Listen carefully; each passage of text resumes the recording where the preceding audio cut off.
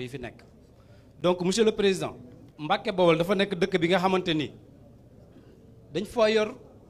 12 stations d'essence yoo xamante ni ñi ngi biir commune bu Mbacké te ci biir commune bu Mbacké amul camp sapeur mu nekk danger boo xam ne danger public.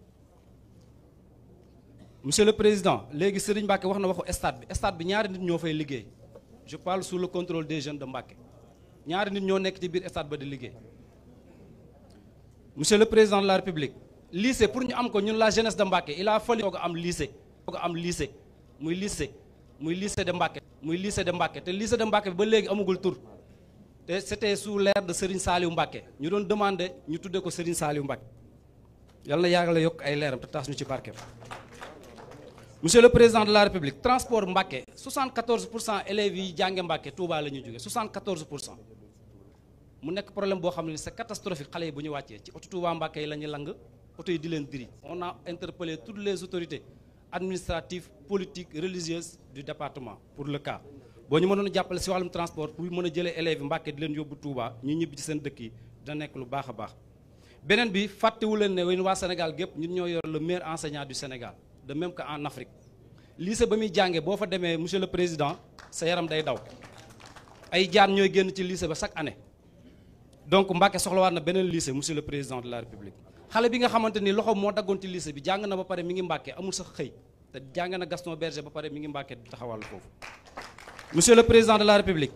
si côté arts martiaux boo xoolee département de Mbacké moo nekk département bi ëpp ay licenciés ci Sénégal te amuñu sax salle boo xamante ni xale yi mën nañ fa tàggat seen yaram. Monsieur le président de la République pour la commune de Touba ci côté fas yi boo fi jëlee y'a 18000 fas. yuy daw ci biir sareet fas nga jël ci sareetu mbaam mi yaa 12000 muy 30000 te ñoo ñëpp ay jeunes lañ yoo xam ne dañuy daan seen doole di ko dugal ci commune ba rawatina diwaan bu Mbacké ak bu Touba. Monsieur le président man mii di wax ak yow nekk président conseil communal de la jeunesse màggalu Touba day ñëw ba am depuis 2016 ba léegi ñu nekk ay jeunes yu digne nag mosoo ñu gis sax wala nga recevoir la jeunesse bi nga xam ne c'est une jeunesse bi nga xamante ni dañ leen a fal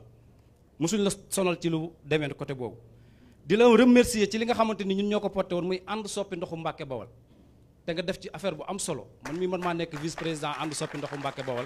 nga def ci loo xamante ni vraiment waa Mbacké gépp ñu lay sant nag di la ñaanal nga baral ko ba mën ko inaugurer avant màggalu Touba parce que nekk na loo xam ne lu ñu amal solo la. formation professionnelle Mbacké tout est conventionnel à Mbacké amul sax hôpital yéen ñu ñuy dégg te ñun Mbacké la ñu dégg hôpital sax amuñu ko. Mbacké si boppam monsieur le président de la République lépp loo fa gis dañ koy louer centre professionnel bi fa nekk ak kër la goo xam ne dañ koy louer le ministre mi ngi may dégg. monsieur le président de la République daayira yi nekk Mbacké kenn xamul nu mu toll que ce soit muy Tidiane Mouride Khadre Layène Niassène en même temps ñi nga xamante ni ñoo nekk ci wàllu église bi ñu lay ñaan nga jàppale leen si côté boobu noonu son excellence. beneen bi mooy que ne ci xëyu ndaw ñi dañoo ñëw fi dajante ak yow à l'année passée